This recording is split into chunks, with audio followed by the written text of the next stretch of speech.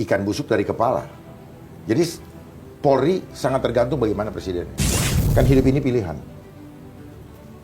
Berpihak kepada kebenaran, rakyat, atau berpihak kepada penguasa. Kalau tidak mengambil langkah-langkah strategis, maka Indonesia ini akan menuju kepada kehancuran. Oke Bang, silakan Bang. Abang pukul dulu. Bola satu, susah juga ini bola satu nih. Silakan Bang.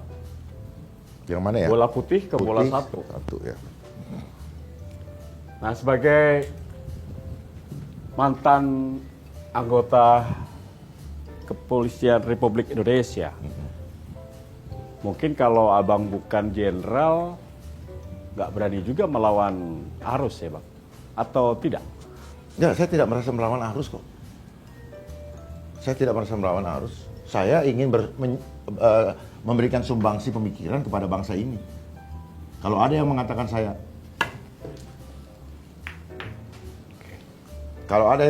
saya melawan arus, sebenarnya bukan karena itu, karena mereka merasa ada yang terganggu. Ya. Saya tidak berpikir bahwa apa yang saya sampaikan mengganggu kenyamanan orang. Ya, benar Bang, benar Bang. Oh, iya.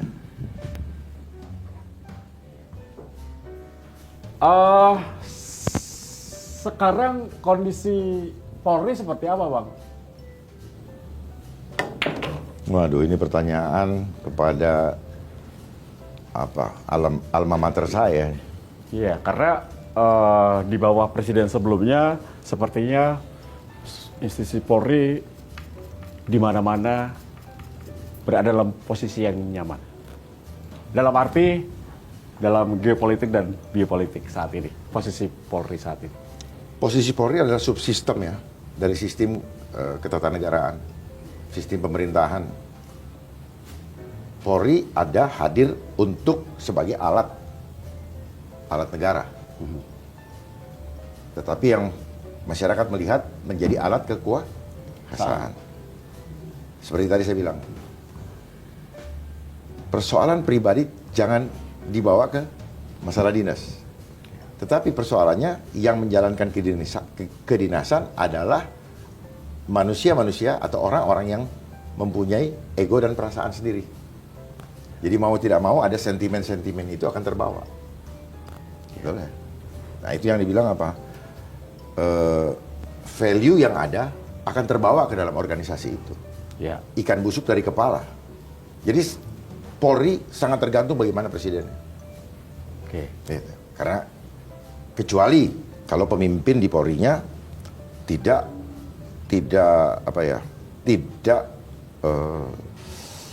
peduli dengan dia dicopot atau tidak. Kalau dia masih peduli dengan dia jangan dicopot, otomatis dia ikut. Kan hidup ini pilihan. Berpihak kepada kebenaran, rakyat, atau berpihak kepada penguasa.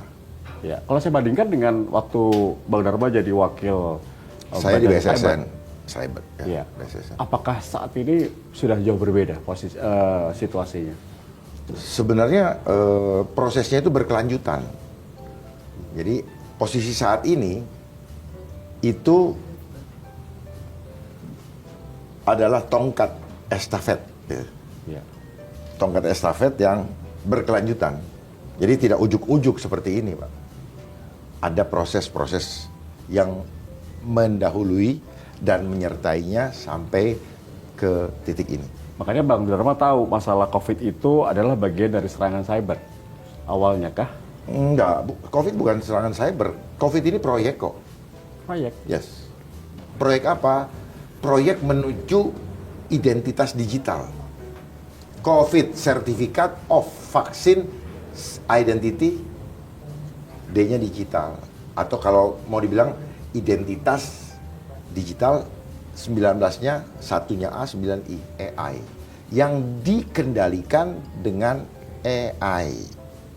Ngerti nggak? Dan sekarang sudah terwujud. Terwujud ya. Sukses kan proyeknya. Tapi kan mengorbankan masyarakat. Kehidupan dibatasin, ya kan? Oh. Ini nanti akan menuju kepada kehidupan yang dibatasi secara total.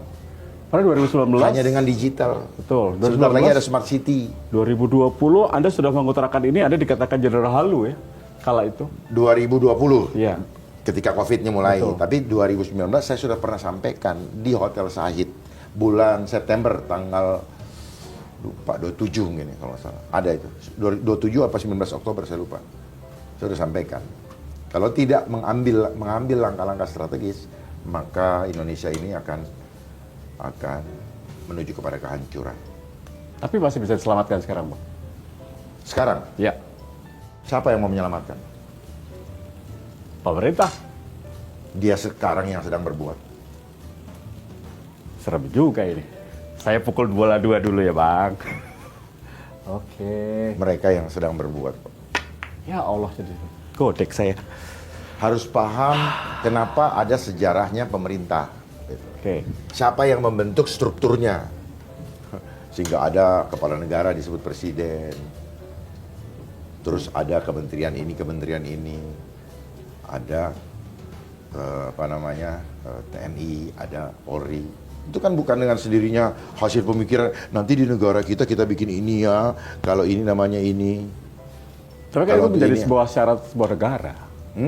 Syarat sebuah Siapa negara. yang menyaratkan itu? Ketika sebuah negara merdeka harus ada presiden, harus ada pemimpin. Siapa yang mempersyaratkan itu? Kenapa harus istilahnya presiden? Ya. Kenapa? Menurut Bang Dharma, Pressure to the resident. Wah. oke. Oke. Oke. Oke. Jadi itu akan terbawa seperti pemerintah. Akhirnya apa kerjanya? Hanya penyelenggara yang merintah-merintah kan gitu.